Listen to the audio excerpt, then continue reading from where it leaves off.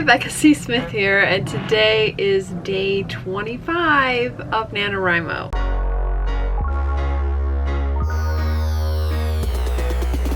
I was off the radar for a couple of days, took the weekend off, chilled with Stefan, and actually kind of have been going through a weird crisis of faith. I don't know what you call it, but I'm still totally into my book, so it's not even like I'm stuck, or I was kind of labeling it as burnout, but it really wasn't, because it's not like like I said, it's not like I'm stuck. I know what I'm writing next.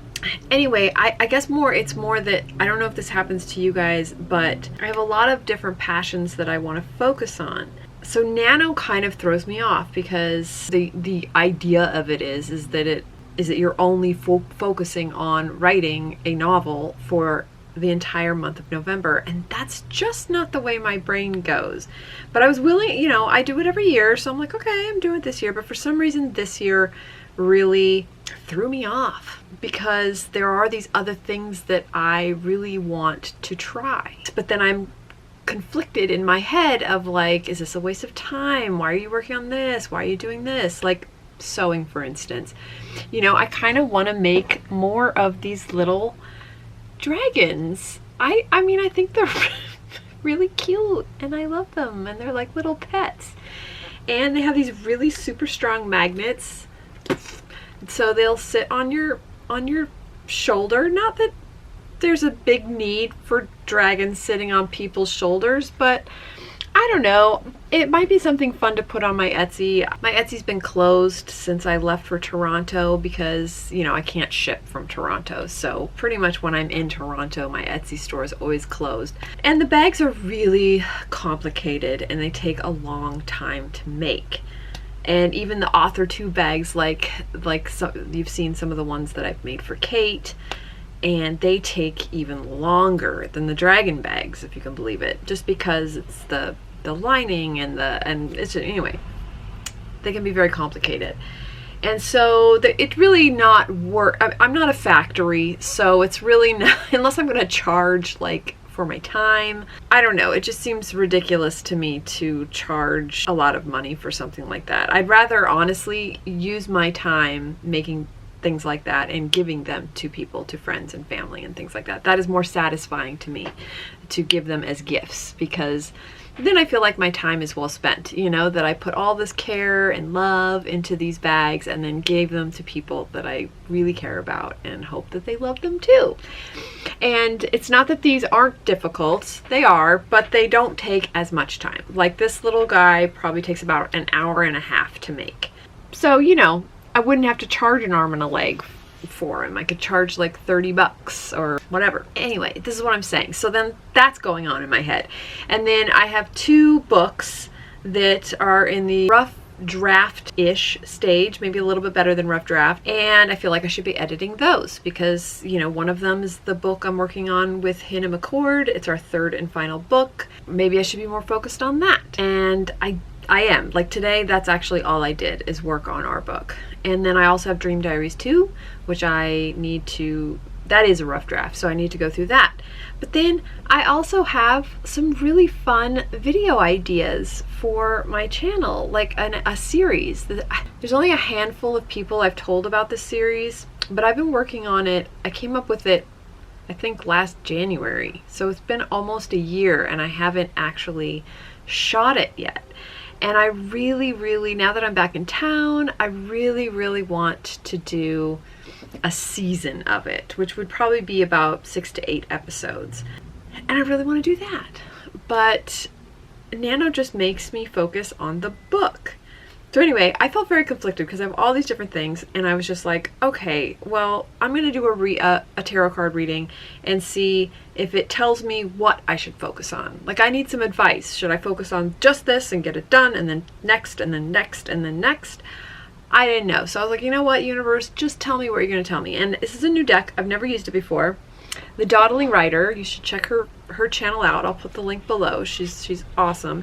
I actually found her first on Instagram because she was using this deck that the artwork in this deck is stunning. It's stunning. I will show you in a minute my reading. But the reason why I'm doing this video is because I did a reading and I wanted to share it with you because holy crap, it was insane. This is like my new favorite deck. I mean, every part of the reading called out to me. It just made sense. I mean, the bottom line of the reading was that to focus on everything, but just make incremental progress. But everything's important and not one thing should be singled out, which I didn't think I wanted to hear. I thought I wanted to hear focus on one and then focus on the other and then focus on the other, but everything just felt so equally split that I didn't know what I wanted to focus on. And so to have the cards kind of tell me it's okay to focus on more than one thing and you will make progress and you need to do that.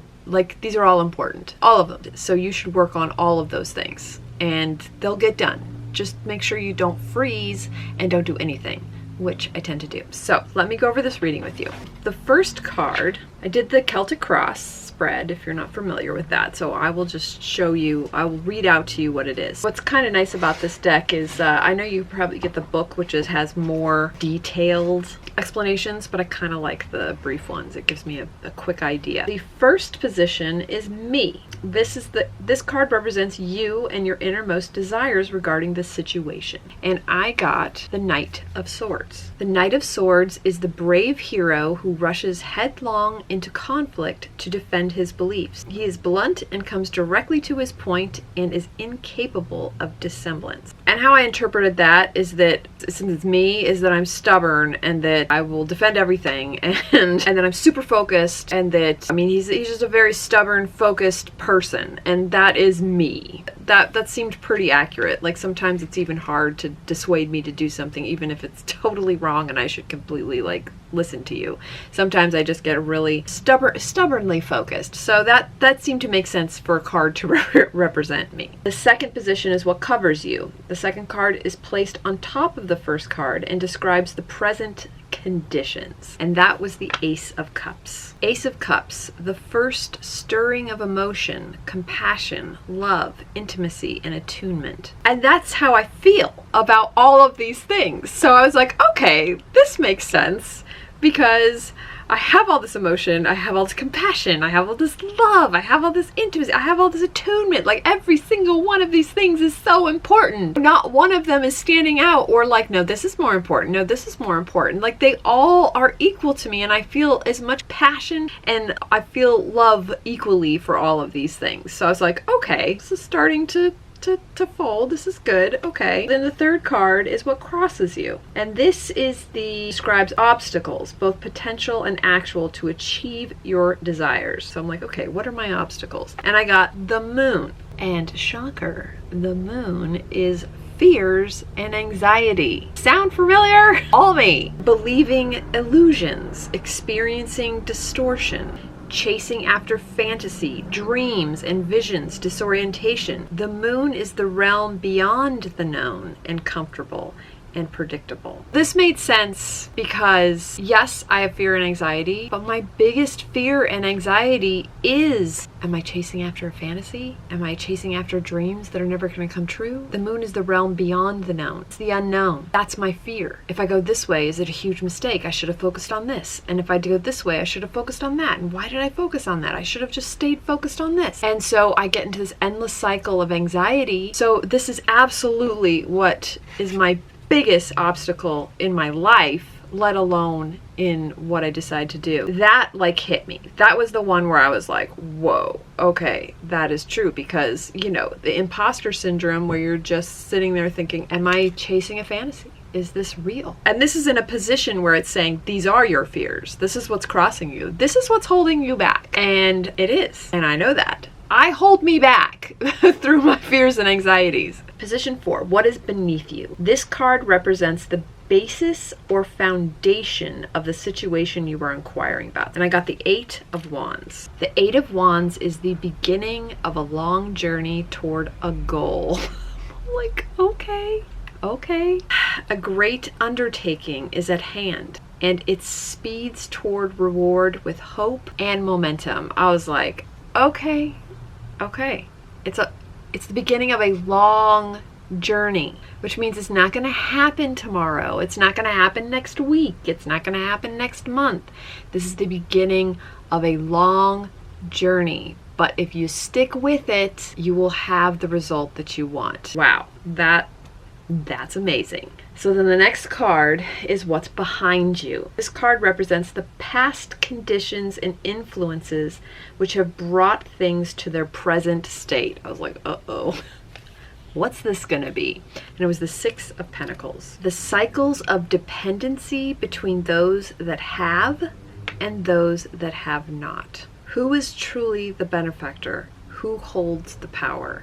And this hit me because my husband and I throughout our relationship have always traded off who was making the money. You know, sometimes we're both, we're both working full-time jobs. We both brought in the income. When he was in school, I was bringing in the income. And then we were both working for a while. And then I wanted to go back to school, and so he started taking over. And then I went back to school. I was writing my books. I started making money on the books, so we were kind of equal for a while. But then I kind of stopped advertising my books a few years ago, and I really don't make that much money. I mean, it's okay, but it's not like a full income. He's definitely making way more money than I am. And so he's fine. Like, he doesn't care. It's just, I have this weird thing. And so I'm constantly feeling like I'm not contributing, because we always had kind of an equal. And honestly, when I was paying for stuff, I kind of like that better. I don't know why, but I just do. I like that better when I feel like I'm contributing more. And so when he's contributing a lot more, it makes me feel less than. And so that's kind of where I think a lot of my anxieties come from. So to have this in the past section, where it's basically saying a constant struggle between those with less than and those with more, but who really has the power, it made me think, I am constantly he's not struggling with that. I'm struggling with that. He could care less. He's so happy that I can focus on writing and what I'm doing. I get really stressed about it, and I feel really guilty about it. I do think that is the problem of my past and my present, but I get how it got me to this place. Is basically where it says is what's behind you. What this card represents how you got here, and that makes sense. That is how I got here. My stress, my anxiety about feeling less than, because I'm not making as much money. And so therefore, like all these different ventures, I get sort of frozen, because I'm like, which one should I do? Because maybe I'll make, maybe I'll be more successful at this one. And maybe if I just start doing advertising again, I can get my books going to where they were before. So again, it was, this is really accurate. Next card is what crowns you. This card represents the way in which you would like to see the situation progress in the future. And that is the Knight of Pentacles. He knows exactly what he wants. I wish. So this definitely exactly what I'm feeling. And where his destination is. That's what I want. So that makes sense. This is the card that's the way in which I would like to see the situation progress. Yes. I would know. In that situation, I would know exactly what I want and where my destination is. You don't always get what you want, but that's what I want. He moves steadily towards his goal. When he reaches the goal, he strikes with all the force of the earth that is his to summon. Yes, because he's saying you gotta know what your destination is, you gotta move steadily towards it, and then when you reach it, you just gotta strike. It could be 1, it could be 2, it could be 3, but it's definitely saying move forward. I wasn't exactly saying, okay, is it telling me to do all things or one thing, or which one? Which one? It was still kind of saying, look, whatever your goal is, move forward. You'll get there, and when you do, strike hard. That gave me kind of some confidence, which I was glad about. So then the next card is what's before you. This card represents the short-term outcome of the situation, and that was the King of Pentacles. He is an enterprising individual, a man possessing multifarious talents. He has the golden touch of Midas, gilding everything around him with a sumptuous gleam. This actually made me really excited because this is the first time it had more than one talent. Even though I have imposter syndrome and it's very hard for me to even admit that I have any talent, these are the things I'm passionate about. I want to try all of them. I want to do all of them. Whether people like them or think they're any good is a whole other issue. But for me and my personal feelings, King of Pentacles This was really good in this position. This is the first time where I was not just one, multiple things. Position 8, which is your personality. This card represents how you must conduct yourself in order to achieve your desired final outcome. With the 9 of Wands. Vigilance. Keep strength in reserve and always be prepared for any eventuality. Retain a core of power. Even more importantly, know what that inner strength is. What I got from that is just stay the course, vigilance, and keeping the strength in reserve is key, because I think that's my problem, is I just expend myself so quickly. That was really good, and it's true. I need to just be vigilant and just keep going and just keep doing and just not stress. The next card is how others see you. And I got the Queen of Pentacles. She yearns to nurture and care for others. She is brimming with generosity, possesses a warm spirit, and will lend her support to any who ask. That is really sweet. And if people think that of me, I find I love that. I hope I'm like that. I try to be like that. Sharing and helping and everything is what gives me joy. So it's kind of like what I was saying before about making bags. I would much rather make bags for people, like for friends and family, than to just try and sell them. Because like I said, I can't be a one-person factory. It'd be nice if I could, but I just can't. It's just not the way it is. Next position, your hopes or fears. Which one is it going to be? The Emperor. Creating order out of chaos. That is a hope, because right now I feel very chaotic, just in terms of which route I want to go. Authority, leadership, strength, establishing law and order. The Emperor is a man rooted in his ways and views, I know it's the stubbornness, and regimens, but confident that this is the right structure and way of things. Yes, I am stubborn, and I do have like certain things that I feel like are the right things to do, but it could be a hope and a fear that I'm too regimented in my routine, and I need to spice it up and do something different. But I really do believe that creating order out of chaos is my hope, because I do feel very chaotic and all over the place. And if I could create a balance, an order, a schedule, a plan, I think that is my biggest hope and would help me towards what I want. My goal. The final outcome. Last card. This card represents the result of the entire course of the actions taken. So this is a culmination of all my efforts. The 2 of Pentacles. Balancing act. This is what I'm talking about. It is definitely going to be a balancing act, because it's 4 things that I want to work on. Juggling and keeping everything in motion. Being flexible and adaptable and changing directions easily. This card was everything to me, because it's exactly what I needed to hear. Being flexible, adaptable, changing directions easily. So it was so perfect. It gave me a confidence and it gave me an answer.